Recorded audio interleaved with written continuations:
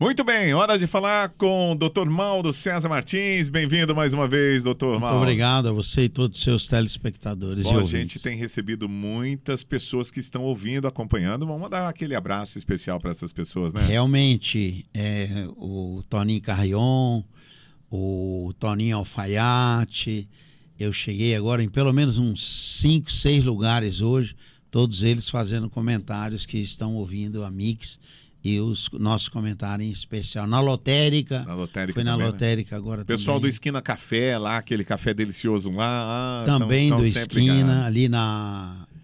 na Washington Luiz, né? Washington Luiz, 2300, próximo ali. do meu antigo escritório também. Isso mesmo. Muito bem, muito obrigado a todos vocês que estão acompanhando aqui junto com o Dr. Mauro César Martins. Eu trouxe 3 assuntos para a gente conversar com ele hoje. Primeiro é uma notícia que saiu no G1, para a região de Presidente Prudente região, que um estabelecimento que é réu em um processo ajuizado pelo Ministério Público do Trabalho está sendo acusado de usar em suas operações funcionários admitidos por uma terceira empresa, configurando terceirização ilícita. Segundo o inquérito civil, um relatório fiscal apontou que este posto de combustível mantém 11 empregados sem registro em carteira de trabalho e que esses trabalhadores estavam registrados em uma outra empresa chamada Mega Líder, uma empresa que possui cerca de 1.000 funcionários com capital social de apenas R$100 mil e que a lei diz que acima de 100 empregados teria que ter no mínimo 250 mil de capital social. Bom, vamos falar da terceirização, que teve muitas mudanças desde a lei do Michel Temer, né? De 2017. 2017. Como é que funciona esse lance da terceirização? Esse posto está completamente errado de fazer isso? Bom, no caso concreto deste processo, eu não conheço as características específicas, mas pelo que se lê no G1, e é uma reportagem muito bem feita, este posto de gasolina, ele optou por, na atividade fim, que é vender gasolina, vender diesel, vender combustível, ele optou por contratar funcionários de uma determinada empresa que presta esse serviço de mão de obra via terceirização. Pelo que se viu na sentença, esse posto não teria tido maiores problemas, em tese, se ele tivesse contratado uma empresa de terceirização de mão de obra que estivesse legalmente, corretamente constituída. Então, acredito eu, o Ministério Público, utilizando dessas falhas da empresa que presta o serviço terceirizado, conseguiu na justiça caracterizar uma terceirização ilícita. Por que ilícita? Porque a empresa que contrata os funcionários, essa terceirizadora, pelo que está na sentença, ela não estava constituída da maneira que deveria estar. Agora, vamos esquecer o caso concreto. Hoje, o Ministério Público do Trabalho e a Justiça do Trabalho, eles não aceitam a terceirização. Ah, não? Não. Não interessa a lei. Porque a lei é muito clara, né? Não interessa a lei. Eles entendem que a lei não se aplica para o caso A, para o caso B, para o caso C. Aí o Supremo Tribunal Federal, por mais de 100 vezes, já disse: a terceirização é válida para todas as atividades, inclusive atividade fim. Mesmo assim, o Ministério Público do Trabalho, uma política nacional do Ministério Público do Trabalho e uma política nacional da Justiça do Trabalho, dos juízes de primeira instância, uma maioria ainda na segunda instância, eles não respeitam a lei e eles não respeitam as decisões do Supremo. Isto é, como eu sempre digo, cada um faz o que bem quer e o que bem entende. E a lei, ora a lei, o que vale é o que eu acho da lei. A súmula vinculante do Supremo Tribunal Federal não obriga aos juízes menores a decidir de forma A igual? lei diz que obriga, mas na prática ninguém cumpre súmula vinculante. Ele sempre fala que naquele caso a súmula vinculante não pega, Não se aquele aplica. caso... É triste falar isso, mas nós não temos mais segurança jurídica no sistema judiciário brasileiro. Não tem. Não temos. Há muito tempo. Há muito tempo. Desde que o Lula começou a instrumentalizar todo o sistema judicial do STJ e principalmente do Supremo, a magistratura em geral, primeira instância, segunda instância, que são pessoas honradas, que tentam fazer o máximo para aplicar uma boa justiça, eles não acreditam mais no Supremo e não acreditam mais nos tribunais superiores. Então eles falam assim, eu vou tomar minha decisão aqui do meu jeito. Lá, se eles quiserem, eles mudam. Então hoje um cliente chega para nós, fala, doutor, o que o senhor acha que vai acontecer na justiça? Pode acontecer qualquer coisa. Eu falo, olha, infelizmente, pode acontecer qualquer coisa. Quando você achar que tudo tá ruim, pode ficar pior ainda. Pode não andar, pode parar, pode travar. Infelizmente, o sistema precisa ser totalmente refeito. Muito bem, vamos lá para o segundo assunto aqui para o Dr. Mauro César Martins. Olha, na próxima semana, segunda-feira, a partir das 9 horas da manhã, fiscais do Instituto de Pesos e Medidas do Estado de São Paulo, IPEM, vão fazer uma verificação metrológica de mais de 5 radares instalados em diversos pontos de Presidente Prudente. Até o momento, 10 aparelhos já foram vistoriados pelo órgão. Os radares em Presidente Prudente, grande controvérsia, muita gente não gosta. Aliás, eu duvido que algum motorista goste de ter um radar, mas virou, sem dúvida nenhuma, uma fonte de renda imprescindível para a prefeitura. Tanto é que foram instalados agora recentemente novos radares na cidade. Doutor Mauro, vamos ser vigiados de todo e qualquer jeito para ver se pega a gente errado em algum momento, né? Realmente. Eu estava anteontem, eu estava até procurando aqui agora, eu estava anteontem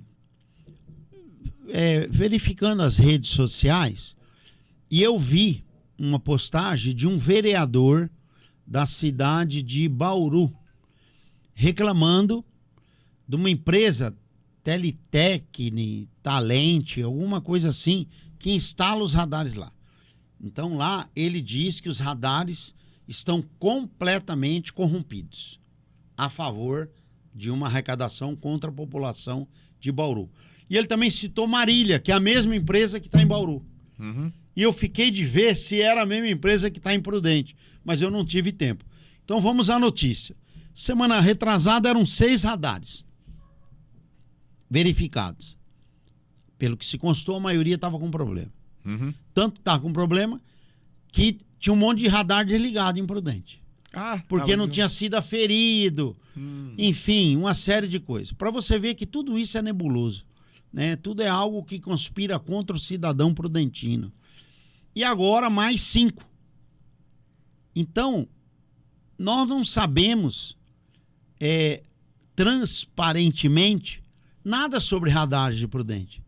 Não tem um site que você vai lá, pode verificar se o radar está funcionando, se realmente está verificado pelo Inmetro, se realmente está verificado pelo selo A, selo B. É só prejudicando a população. E aonde os radares imprudentes, há uns questão de 2, 3 meses atrás, aonde ele não multava, mudaram de lugar para ele multar. E eu também estou averiguando se essa mudança decorreu de estudos com a Polícia Militar, etc. Mas, enfim, em um determinado momento, essa questão dos radares vai ter que ser apurada. Talvez até por uma comissão especial de investigação da Câmara dos Vereadores. Essa questão do radar em Presidente Prudente, ela já foi problemática no governo Tupã, foi problemática, foi até tirada a empresa que foi licitada pelo Tupã, Foi feita uma licitação pelo Bugalho, também teve problema, mas está perdurando a licitação da gestão do Bugalho ainda. E, na minha opinião, também com muito problema. Radar é contra o povo. O radar tecnicamente colocado nos lugares, bem sinalizado. Aqui você não vê placa de radar, porque o mato cobre tudo. A placa do radar está assim, pregada no radar, não pode. Tem uma metragem. Então a CEMOB, na minha opinião, ela não fiscaliza isso. E se fiscaliza, CEMOB, você está fiscalizando muito mal, CEMOB. Igual as placas de trânsito, igual as faixas amarelas. Não tem mais nem o lugar que era adequado para a faixa amarela, mas isso não se muda há 10 anos. Então, ninguém está preocupado com isso. É só arrecadar. É o TAS, lembra do TAS? TAS. É o comedor de dinheiro dos impostos. Muito bem. Olha, terceira informação aqui, uma informação muito boa. Aliás, eu vi lá praticamente do começo essa situação aqui. O Hospital Regional de Presidente Prudente está completou ontem, né, na quinta-feira, 27 anos de atendimentos prestados à população de Presidente Prudente e da região do Oeste Paulista, além dos estados vizinhos, Paraná, Mato Grosso do Sul. Uma realização do professor Agripino de Oliveira Lima, filho, e é considerado o terceiro maior hospital público de São Paulo, que está sendo comandado pelos Freis agora. São 27 anos. Em primeiro lugar, render nossas homenagens ao corajoso e destemido professor Agripino de Oliveira Lima Filho. Se não fosse o professor Agripino, com toda aquela sua força de ter uma ideia e executá-la, nós não teríamos esse grande hospital para a nossa região. Esse hospital é um hospital para a região. Eu me lembro quando muitos pacientes não tinham leito em Prudente. Então, esse hospital veio realmente para servir a Faculdade de Medicina do grupo educacional de sua família, legítimo, tudo dinheiro particular. E 8 anos depois de implantado, o governo Serra desapropria esse hospital, que hoje está fazendo 16 anos. Tomou, né? Eu entendo que desapropriou. Porque o professor Agripino também gostava de desapropriar as coisas dos outros. Mas não foi contra a vontade do Agripino, da dona Ana? Isso foi. Ué, mas quando o prefeito Agripino desapropriou a rodoviária velha, quando ele desapropriou o mercado municipal perto da Ápia, quando ele tirou a empresa Brasília de Prudente, quando ele fazia aquilo de fazer e acontecer, ele perguntava se os donos gostaram? Então é aquilo que eu sempre te falo, um dia da caça, outro do caçador. Então, o Estado veio e falou, olha, esse hospital é importante para a região e eu quero comprá-lo. 45 milhões. Não, eles pediam na época 500 milhões. O governo deu 45, mas aí foi para a Justiça. A Justiça, através de uma perícia, disse que o hospital valia 83. O governo Serra depositou o dinheiro lá e o juiz entregou a chave para ele.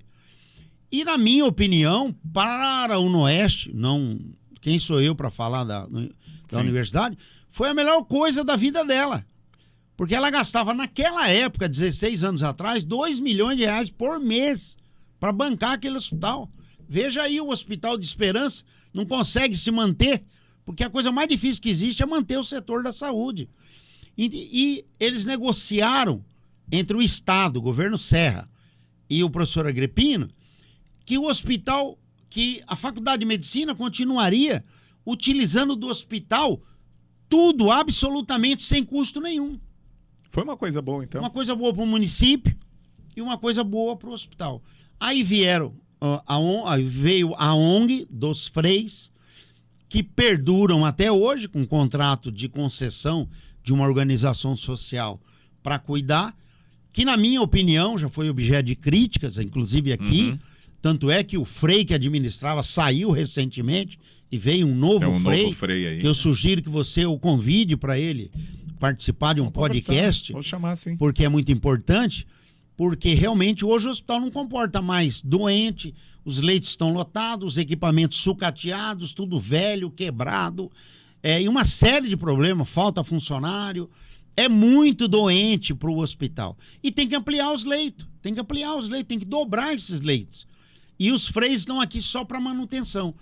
E agora vai ter uma licitação. E eu estou sabendo que um outro grupo social tem interesse para ganhar essa licitação, que não esse dos freios. Mas aí é um problema de governo, é uma licitação de governo do Estado. Quem vai decidir isso é o governo do Estado. Mas, parabéns ao Hospital Regional, Dr. Domingos Leonardo Cerávulo, homenagem à família Cerávulo, que tem médicos maravilhosos aqui, uma família digna e honrada de Presidente Prudente. Doutor Henrique teve aqui não, é o Henrique Salvador que foi eu confundi primeiro, agora. O primeiro presidente ali. Primeiro presidente. Mas tem o doutor Caio Cerávulo, sim, os Cerávulos todos. Sim, me confundi aqui agora. Mas... E também aos funcionários, né? Aos funcionários, são quase 2.000 funcionários que trabalham diuturnamente naquele hospital, atendendo acima da sua capacidade, mas atendendo, quer dizer, de uma forma, mesmo que não tão desejada, ninguém fica sem atendimento. Agora, nós temos problema, por exemplo, tem numa determinada especialidade, ortopedia, 200 pessoas esperando cirurgia. Numa outra especialidade tem mais 150. Numa outra mais 300. Mas aí já é uma política de Secretaria de Saúde, governo do Estado, que tem que remunerar o hospital para ele poder operar. E é um outro assunto que nós vamos discutir mais para frente aqui, que é a fila de cirurgias que foi aprovada, né? Exatamente. Que agora vai ter que ter um número na fila. Vai ter que ser online. Online, vai ficar Isso. mais transparente. Né? Com certeza os órgãos não vão querer cumprir isso. Porque se cumprir, mostra a verdade. É igual o site da transparência das prefeituras. Eles fazem de conta que coloca lá, porque não coloca nada. Coloca de um jeito que você nunca consegue acessar. Não entende. Quer dizer, eles fazem para não entender mesmo. Não tem transparência. É portal da não transparência. Mas eles colocam o nome bonitinho do portal da transparência. Muito bem, a gente vai discutir esse assunto um outro dia por aqui. Doutor Mauro César, muito obrigado mais uma vez. Dia. Bom, hoje é sexta-feira, nós vamos voltar na segunda-feira. E você pode conferir todo esse conteúdo, também os cortes, nos nossos canais. Tanto no canal do Dr. Mauro César, como é que faz para te adicionar aí na... É só me marcar. É só procurar você lá. Você também Mauro precisa César. me marcar lá. Eu não tô marcando você. Não tá marcando também. No Instagram Vou marcar isso mesmo. E no Facebook. Mauro César Martins. Mauro César Martins. Mauro César Martins nas redes sociais. E no YouTube você procura por Mix FM Prudente. Valeu, gente. Grande abraço. Até o nosso próximo encontro.